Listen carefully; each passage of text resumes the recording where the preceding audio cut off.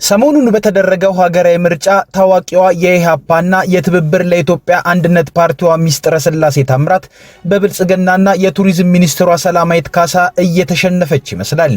ሁለቱ የቀድሞ ጋዜጠኞች በምርጫ ክርክሩ ወቅት አስገራሚ ምልልስ ነበራቸው። በስፋት እናየዋለን። በኦሮሚያ ክልል አርሲ ዞን በምዕመናንና በአብያተ ክርስቲያናት ላይ የሚፈጸመው ጥቃት መቀጠሉ እስከ መቼ የሚል ሐዘን እንደፈጠረ የኢትዮጵያ ኦርቶዶክስ ተዋሕዶ ቤተክርስቲያን ፓትርያርክ ብፁዕ ወቅዱስ አቡነ ማቲያስ ገልጸዋል። ፓትርያርኩ አቡነ ማቲያስ ባስተላለፉት መልእክት የእምነት ነጻነት ተደፍሯልም ብለዋል። ጤና ይስጥልን ኢትዮ ፍሮንቶች ነን። አብራችሁን ስትቆዩ በእነዚህ ጉዳዮች ላይ በስፋትና በጥልቀት በመረጃና ትንታኔ ነገሮችን ትሰማላችሁ። እስከዛው ቻናላችንን ሰብስክራይብ፣ ላይክ እና ሼር እያደረጋችሁ አብራችሁን ቆዩ። በሰባተኛው ሀገራዊ ምርጫ የየራሳቸውን ፓርቲ ወክለው በአንድ የምርጫ ክልል የተወዳደሩት የቀድሞቹ ጋዜጠኞች ሚስጥረ ስላሴ ታምራትና የቱሪዝም ሚኒስትሯ ሰላማዊት ካሳ ውጤት በተለያዩ የምርጫ ጣቢያዎች ተለጥፏል። በዚህም የብልጽግና ፓርቲን ወክላ በአዲስ አበባ ንፋስ ስልክ ላፍቶ ክፍለ ከተማ ለሕዝብ ተወካዮች ምክር ቤት የተወዳደረችው የቱሪዝም ሚኒስትሯ ሰላማዊት ካሳ ተዘዋውረን ባየናቸው የምርጫ ጣቢያዎች በዚሁ ክፍለ ከተማ በትብብር ለአንድነት ኢትዮጵያ ፓርቲ ውስጥ የተካተተው ኢሃፓን ወክላ ለሕዝብ ተወካዮች ምክር ቤት የተወዳደረችው ሚስጥረ ስላሴ ታምራትን በሰፊ ልዩነት እየመራች መሆኑን መረዳት ይችላል። ለአብነትም በንፋስ ስልክ ላፍቶ ክፍለ ከተማ ወረዳ 1 ባለ ምርጫ ጣቢያ የብልጽግና ፓርቲዋ ሰላማዊት ካሳ ከ600 በላይ ድምጽ ስታገኝ ሚስጥረ ስላሴ ታምራት ደግሞ ከ200 በላይ ድምጽን አግኝታለች። በዚሁ ንፋስ ስልክ ላፍቶ ክፍለ ከተማ ወረዳ 11 አንድ የምርጫ ጣቢያ የብልጽግናዋ ሰላማዊት ካሳ 549 ድምጽን በማግኘት በሰፊው ሚስጥረ ስላሴን መርታታለች። እንደገናም በዚሁ ንፋስ ስልክ ላፍቶ ክፍለ ከተማ ወረዳ 15 ምርጫ ጣቢያ 72 ሰላማዊት ካሳ 778 ድምጽን ስታገኝ ሚስጥረ ስላሴ ታምራት ደግሞ 178 ድምጽን አግኝታለች። በየምርጫ ጣቢያው የተለጠፉ ውጤቶች አዝማሚያ እንደሚያሳየውም በዚህኛው የምርጫ ክልል አዲስ አበባን በመወከል የሕዝብ ተወካዮች ምክር ቤት ወንበርን የማግኘቱ ነገር ለብልጽግና ፓርቲዋና ለቱሪዝም ሚኒስትሯ ሰላማዊት ካሳ ፍጹም ያደላ ይመስላል። ሁለቱ ሴት ፖለቲከኞች የቀደመ ሙያቸው ጋዜጠኛ ሲሆን በምርጫ ክርክሩ ወቅትም የተለዋወጧቸው ቃላቶች የሚታወሱ ናቸው። የባህር ዳር ዩኒቨርሲቲ የጋዜጠኝነትና ኮሙኒኬሽን ምሩቋ ሚስጥረ ስላሴ ታምራት በአሻም ቴሌቪዥን ላይ ጋዜጠኛ ሆነ የሰራች ሲሆን ኢሃፓን ቀጥሎ ደግሞ ትብብር ለኢትዮጵያ አንድነት የተባለ ውህድ ፓርቲን ወክላ ባደረገቻቸው እንቅስቃሴዎችና ሞቅ ያሉ ንግግሮች ጎልታ መታወቅ ችላለች። የአዲስ አበባ ዩኒቨርሲቲ መጀመሪያ የቋንቋ በሁለተኛ ዲግሪዋ ደግሞ የጋዜጠኝነት ምሩቋ ሰላማዊት ካሳ ቀድሞ የኢትዮጵያ ቴሌቪዥን ጋዜጠኛ የነበረች ሲሆን ቀጥሎ የቀድሞ ፋና ብሮድካስቲንግ ኮርፖሬትን ተቀላቅላ ከዚያ ነው ጋዜጠኝነቱን በመተው ብልጽግና ፓርቲን በመቀላቀል ከ5 ዓመት በፊት በተደረገው ምርጫ ለአዲስ አበባ ምክር ቤት የተወዳደረችው። አሸንፋ ምክር ቤት የገባች ሲሆን የመንግስት ኮሙኒኬሽን ሚኒስትር ዴታ ቀጥሎ ደግሞ እስካሁን የቱሪዝም ሚኒስትር ሆናለች። ሁለቱ የቀድሞ ጋዜጠኞች ለዚህ ዓመቱ ምርጫ በቱሪዝምና መሰል ዘርፎች ሁኔታ ላይ ለክርክር ፓርቲዎቻቸውን ወክለው ቀርበው ነበር። ታዲያ የሰላ ትችትን በማቅረብ የምትታወቀው የኢሃፓዋ ሚስጥረ ስላሴ ታምራት የብልጽግናዋ ሰላማዊትን ለመሆኑ የሰሜኑ የአገሪቱ ክፍል ጦርነት ውስጥ ሆኖ ቱሪዝም እንዴት አደገ ትላላችሁ? ወይስ እኛ የማናውቃት የተለየች የብልጽግና ኢትዮጵያ አለች ወይ? በማለት ትችት አዘል ጥያቄን ታነሳለች።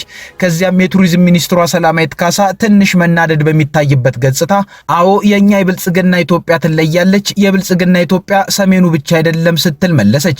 ይህ የሰላማዊት ካሳ ምላሽ ስለ ጦርነት ተጠይቃ የቀድሞ ስርዓት እንደሚሉት ሰዎች ከአውድ ውጭ የሆነ ምላሽ ሰጥታለች በሚል ነጥብ ጥላለች አስብሏታል። ሚስጥረ ስላሴ ታምራት ግን በብዙ መመዘኛ የዚህ ዓመቱ ምርጫ ክስተት ነበረች ማለት ይቻላል።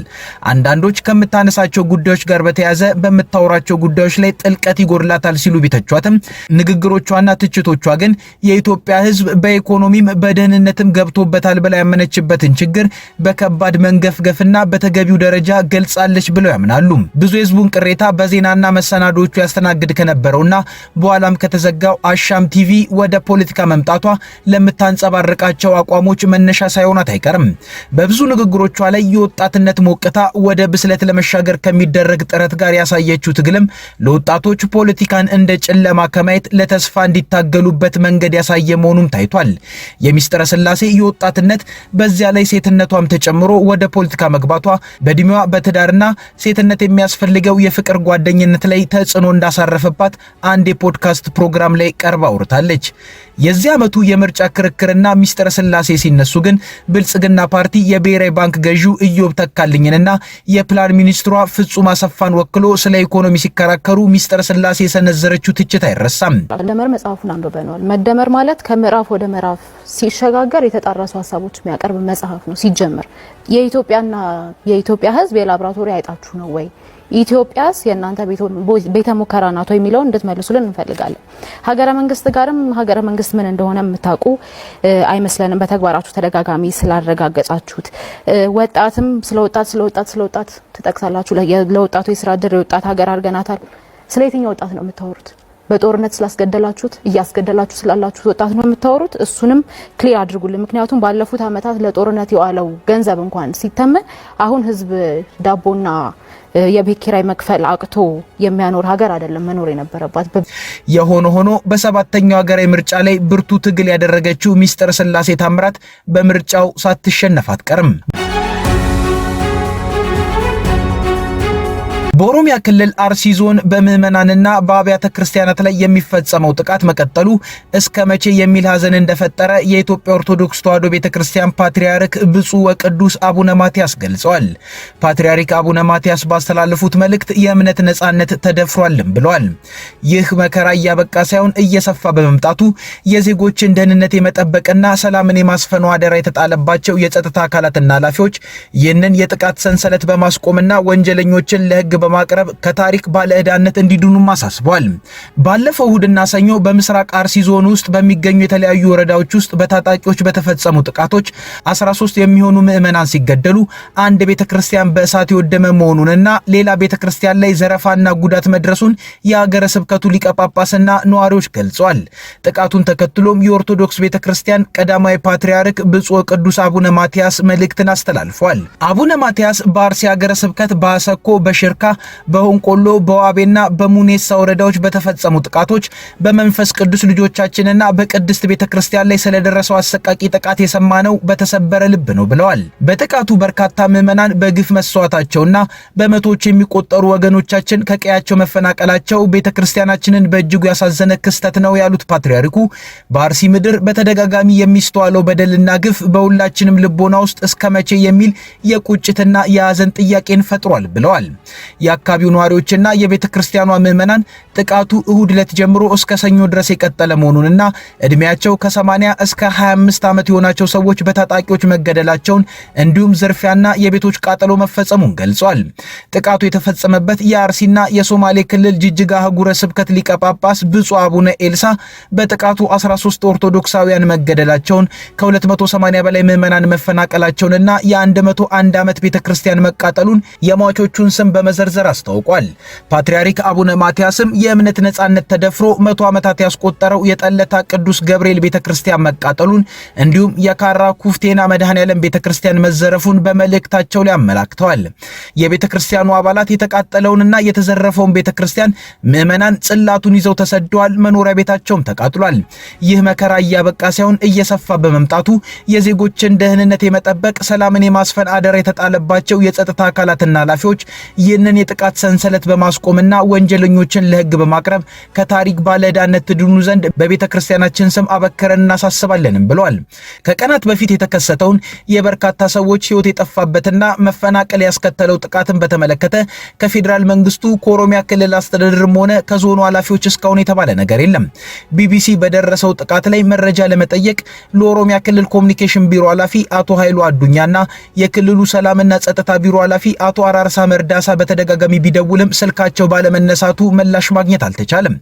የአርሲ ዞን ኮሚኒኬሽን ጽህፈት ቤት ኃላፊ አቶ ሶሪ ወጊንም ስለ ጥቃቱ እስካሁን የደረሰ መረጃ የለም እናጣራለን የሚል ምላሽን ሰጥተዋል። ጥቃቱ ከተፈጸመባቸው አካባቢዎች አንዱ የሆነው የሆንቆሎ ዋቤ ወረዳ አስተዳዳሪ ሐሰን መሐመድም ስለ ሁኔታው መረጃ የለንም ብለዋል።